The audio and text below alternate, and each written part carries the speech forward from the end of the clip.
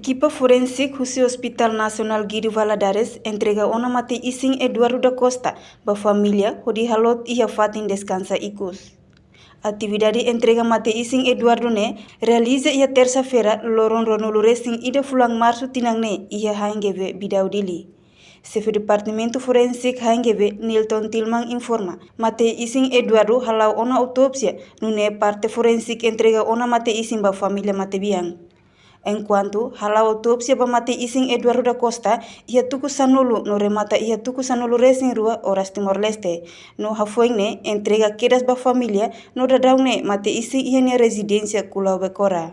Eduardo da Costa nudar mate biang ni amang hak tuir niau owang ne mate ising se tau kalang ida ia ni uma no sei halot ia quarta-feira lokrai ia cemitério Bekusi no sei acompanha husi autoridade segurança PNTL.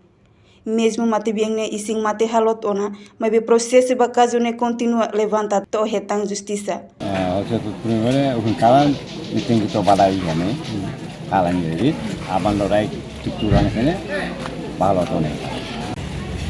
Ansa, kon família Simona, ansa prosesu bawene mana paten, abang mula, ne prosesu itu abang mula lima. Itu aku baju. Reportagem Ana Rosária Jacinto Caio, Televisão Timor Post. Janela informação by Emma Hotu.